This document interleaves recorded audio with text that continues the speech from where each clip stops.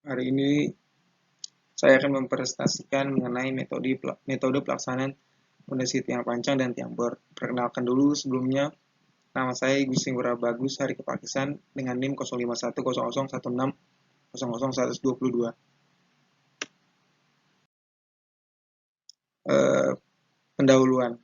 Sebelum masuk ke metode pelaksanaannya, kita harus tahu dulu fondasi itu apa sih? Fondasi itu merupakan bagian dari dasar dari konstruksi bangunan yang berfungsi untuk meneruskan ke bagian dari bagian atas struktur ke lapisan paling bawahnya. Fondasi bangunan sangatlah penting karena berfungsi sebagai penopang beban bangunan. Jadi seluruh beban yang ada di struktur atas nanti akan disalurkan dan ditahan di fondasi, nanti akan diteruskan ke tanah. Fondasi bangunan juga menjadi unsur penting untuk memastikan bangunan yang kuat dan kokoh.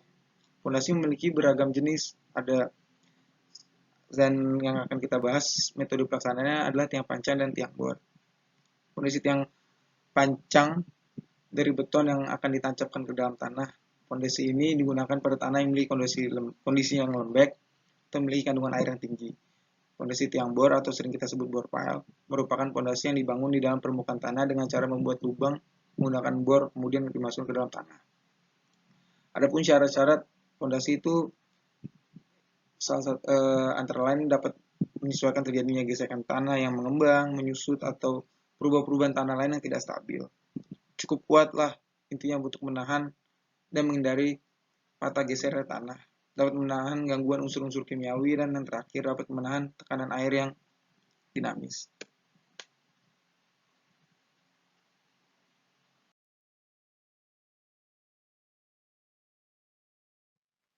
Fondasi tiang pancang. Kita masuk ke metode pelaksanaan tiang pancangnya. Sebelumnya kita harus tahu dulu tiang pancang itu apa sih? Tiang pancang itu tiang yang dipancang istilah gampangnya. Tiang pancang harus dirancang, dicor, dan dirawat untuk memperoleh kekuatan yang diperlukan sehingga tahan terhadap pengangkutan, penanganan, dan tekanan akibat pemancangan tanpa kerusakan. Di tiang pancang juga ada baja tulangan yang harus disediakan untuk menahan tegangan yang terjadi akibat pengangkatan, penyusutan, dan pengangkutan tiang pancang maupun tegangan yang terjadi akibat pemancangan beban-beban yang didukung. Di tiang pancang ini juga nanti ada selimut beton yang tidak boleh kurang dari 40 mm. Bila mana tiang pancang yang akan berhadapan dengan air laut atau korosi lainnya. Selimut beton tidak boleh kurang dari 75 mm. Selanjutnya, ini adalah langkah pelaksanaan fondasi tiang pancangnya. Yang pertama, mengatur lalu lintas dan jalan akses untuk mobilisasi alat pancang. Mengatur posisi tiang. Selagi mengatur posisi tiang juga ada produksi tiang pancang yang kemudian dibawa tiang pancangnya ke lokasi. Setelah diatur posisi tiangnya, pemancangan tiang, penyambungan tiang, kemudian kepala tiang. Selanjutnya lebih lengkapnya lagi.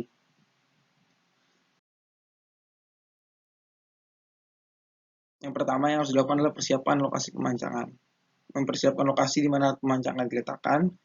Tanah haruslah dapat menopang berat alat yang akan digunakannya.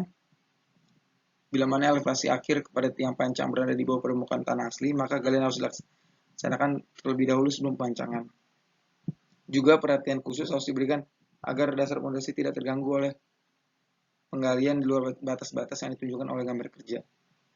Tiang pancang ini juga cukup pada proses pelaksanaan akan cukup bising suara, jadi sangat harus sangat diperhatikan lokasi sekitar pemancangan pada proyek tersebut agar tidak mengganggu masyarakat sekitar. Selanjutnya itu adalah persiapan alat pancang.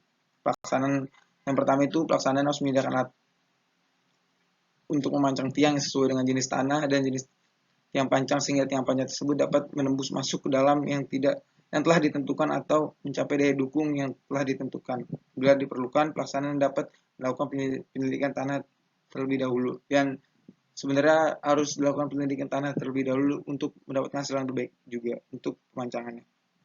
Alat pancang yang digunakan juga ada drop hammer, diesel, ataupun hidrolik. Berat palu pada jenis drop hammer juga ada spesifikasinya, yaitu tidak boleh kurang dari jumlah berat tiang beserta atau pemancangnya. Sedangkan untuk diesel juga tidak boleh kurang dari setengah jumlah berat tiangnya. Ini juga merupakan gambar untuk penyimpanan tiang pancangnya. Untuk tiang pancang juga harus disimpan di sekitar lokasi pemancangan agar efektif waktunya. Tiang pancang juga harus disusun seperti piramida dengan dialasi dengan kayu 5/10. Penyimpangan dikelompokkan sesuai dengan tipe, diameter, dan dimensi yang sama agar mempermudah. Selanjutnya itu ada pemancangan. Pemancangan itu dilakukan pertama-tama kepala tiang pancang harus dilindungi dulu dengan bantuan topi atau mandrel. Setelah dilindungi, tiang pancang diikatkan pada seling yang terdapat pada alat, lalu ditarik sehingga tiang pancang masuk ke dalam bagian alat. Kemudian setelah itu dicek kemiringannya dengan waterpass apa udah sesuai belum dengan gambar yang sudah direncanakan atau posisi yang sudah direncanakan sebelumnya. Setelah sesuai, kemudian lakukan pemancangan dengan menjatuhkan palu dengan mesin pancang. Atau biasa disebut dengan dilakukan penetrasi atas tumbukan untuk pemancangannya. Bila kedalaman pemancangan lebih dalam dari panjang tiang pancang satu batang, maka diperlukan penyambungan dengan tiang pancang kedua dengan pengelasan agar tiang ini bisa mencapai kedalaman yang kita mau. Ini merupakan gambarnya juga ada. Tiang pancang harus dipancang sesuai penetrasi maksimum atau penetrasi tertentu yang sudah direncanakan. Selanjutnya yang nggak kalah penting juga ada quality control ya, yaitu kita harus cek dulu kondisi fisik tiangnya, permukaannya retak atau rusak atau enggak, umur betonnya telah memenuhi syarat agar bisa mencapai kekuatan maksimum betonnya juga, kepala tiang juga tidak boleh mengalami keretakan selama pemancangan, ada juga toleransi, vertikalisasi tiang diperiksa secara periodik selama pemancangan, ada juga penetrasi tiang pancang sebelum dipancang harus diberi tanda pada setiap setengah diameter di sepanjang tiang untuk mendeteksi penetrasi per setengah meternya. Juga dicatat jumlah pukulan untuk penetrasi setiap setengah meternya. Lalu final set juga pemancangan baru dapat dilakukan apabila telah dicapai final pada perhitungannya. Selanjutnya, yang kedua yang akan saya bahas adalah metode pelaksanaan tiang bor. Fondasi bor pile juga adalah fondasi dalam yang berbentuk tabung yang fungsinya juga sama seperti tiang pancang sebagai fondasi, hanya berbeda metode dan fungsinya juga berbeda. Fungsinya sama maksud saya seperti fondasi pada umumnya, itu meneruskan beban struktur bangunan di atas dari permukaan tanah sampai ke lapisan keras di bawahnya. Fondasi bor pile juga memiliki fungsi yang sama dengan fondasi tiang pancang atau fondasi dalam lainnya. Perbedaan cuma yang tadi saya sudah bilang pada tata cara pelaksanaan pengerjaannya. Pelaksanaan fondasi bor pile juga diawali dengan pembuatan lubang di tanah dengan cara tanah dibor yang berbeda dengan tiang pancang tadi. Terlebih dahulu kemudian penginstalasian besi tulangan ke dalam lubang yang dilanjutkan dengan pengecoran bor pile dengan triangle. Biasanya pemakaian bor pile ini kalau pada ada beberapa kasus kayak tidak dimungkinkan tiang pancang atau sebagainya baru dipakai bor pile ini. Karena menurut sepengetahuan saya penggunaan tiang bor ini cukup mahal dibanding tiang pancang. Nih yang pertama adalah marking rencana titik bor pile oleh surveyor. Titik-titik mana aja yang bakal ditaruh fondasi bor pile, lalu kemudian marking posisi titik bor pile oleh surveyor agar sesuai dengan yang sudah direncanakan. Selanjutnya pengoboran sesuai posisi setelah tadi di marking lalu dibor sesuai posisi yang sudah di marking, lalu penambahan air pada saat pengoboran atau wash boring agar tanahnya pada saat dibor lebih mudah, lebih lunak juga. Yang kemudian pemasangan casing bor agar tanah sekitar tidak runtuh. Lalu kemudian kita cek ketepatan posisi lubang setelah casing terpasang. Pengecekan ini sangat penting agar tiang pancang dapat terpasang sesuai dengan apa yang sudah direncanakan. Lalu persiapan jalan kerja juga untuk akses pengecoran untuk mempermudah efisiensi. Lalu kemudian pengeboran dilakukan sampai kedalaman yang telah disyaratkan sambil tetap diberi air, lalu buang tanah pengeboran ke sebelah titik. Itu gambar pembuangan tanah ke sebelah titik dengan ekskavator, dan gambar yang kirinya ini merupakan pada saat mau pengeboran. Selanjutnya fondasi tiang bor. Selanjutnya adalah pembuangan tanah pengoboran dengan bantuan ekskavator ke lokasi yang sudah ditentukan pada gambar tadi yang sudah saya perlihatkan. Lalu dicek lagi ke dalam pengoborannya sudah sesuai apa belum.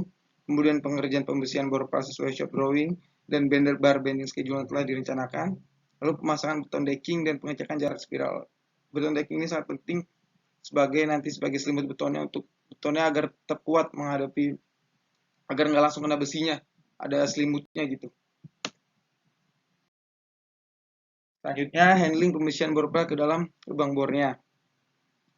Lalu penyambungan pembersihan bor pile menggunakan las, kemudian pemasangan dan penyambungan besi menggantung menggunakan las. Pemasangan tremi sampai dengan jarak 1 meter di dasar lubang. Trem ini sangat berfungsi juga sebagai agar pada saat pengecoran dengan betonnya dimasukkan, tinggi jatuhnya tidak terlalu tinggi, jadi betonnya tidak mengalami segregasi.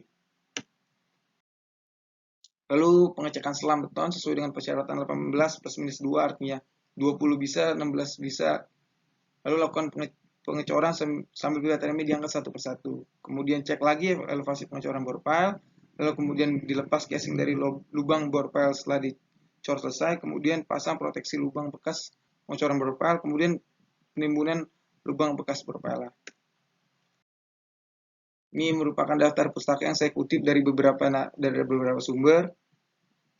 Dan intinya terdapat perbedaan antara metode pelaksanaan tiang panjang dan tiang bor, dan untuk pemasangan ada kelebihan dan kelemahan antara kedua penggunaan pondasi ini, sehingga disesuaikan dengan kondisi dan karakteristik proyeknya yang akan menggunakan pondasi yang mana.